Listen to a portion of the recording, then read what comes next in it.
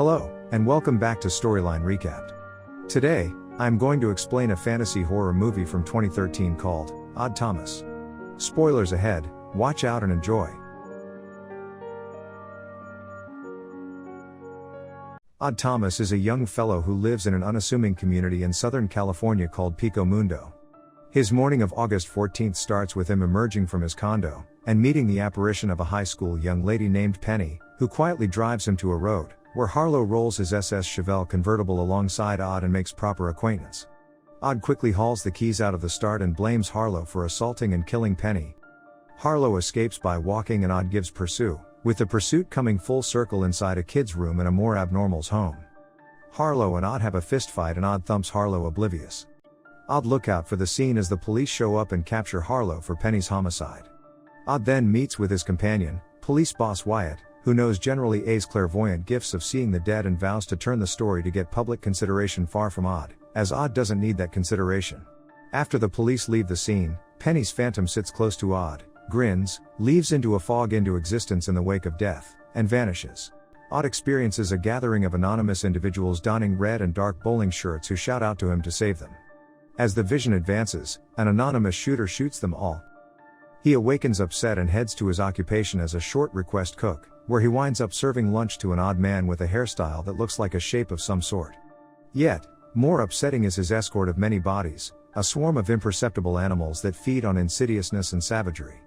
After his shift, Odd addresses Viola Peabody, who works at the burger joint with him. She describes a peculiar dream wherein she saw herself shot dead with another man. Odd asks what the man was wearing, and Viola portrays the red and dark bowling shirts from Odd's vision. Odd purposes his mystic attraction to observe the upsetting man from the burger joint drives him to the shopping center where Stormy works at a frozen yogurt shop. He then gets Stormy's bike to follow Fungus Man home, breaking into the house after he leaves.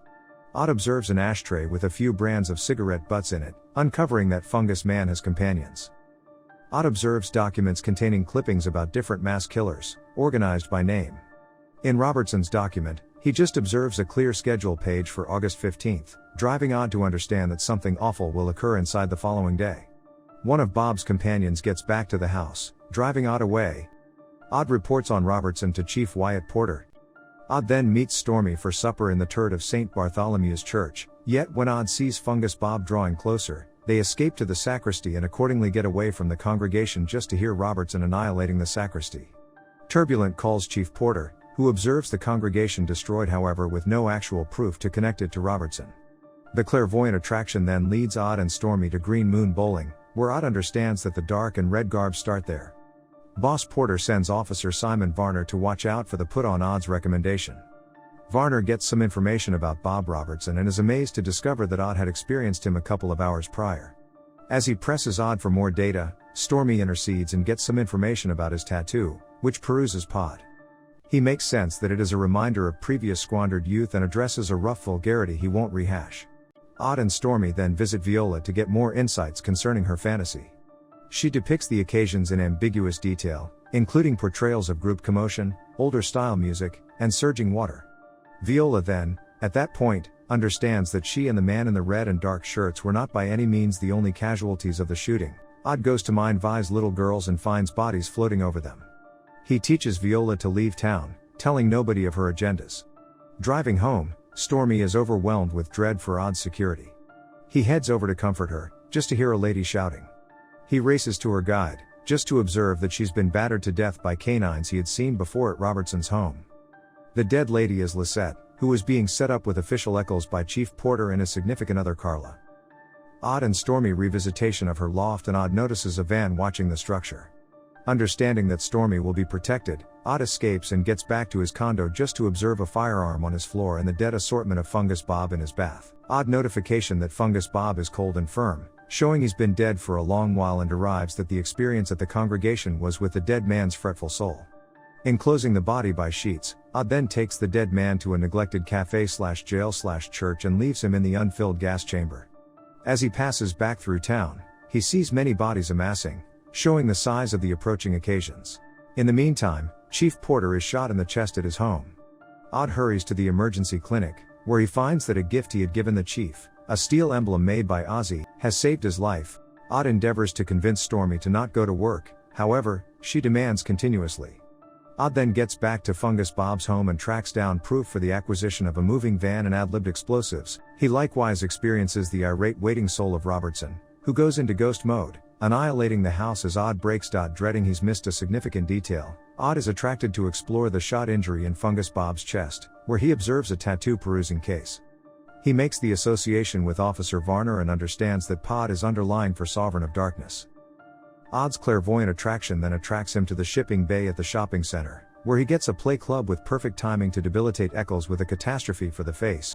Odd notification that Eccles has his police uniform on under his strategic stuff, showing how he had intended to get away. Odd takes Eccles' gun and searches out Varner, just to hear shouts from the finish of the shopping center where Stormy works. He hustles to face the shooter and can kill him with the gun.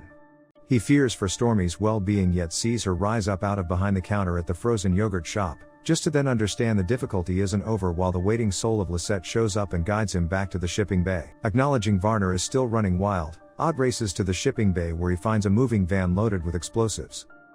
As he explores the bombs, Odd is shot by Officer Varner, however figures out how to begin the van and drive it away from the shopping center. Varner grips beyond the van and endeavors to kill Odd, who bounces from the van in time for it to collide with a waste trench and explode fabulously. Odd wakes in the medical clinic to track down Stormy going to him. Odd is a neighborhood legend and retreats to Stormy's loft, clearly appreciating investing continuous energy with her for a drawn-out period. Boss Porter, his better half, and Viola at long last come and wake up him from his daydream, whereupon he discovers that Stormy is dead and he has been investing energy with her waiting soul. He separates, and Porter, understanding that Stormy is remaining in this world just for Odd, reproves him to release her. Odd says her a mournful goodbye, promising her that they'll be brought together one day. In the last scene, Odd then embarks for Las Vegas, where he understands he has a ton of work to do before he can deserve to happen to the following existence with Stormy. Subscribe for more videos like this, turn on notifications, and hit the like button to help the channel out. See ya.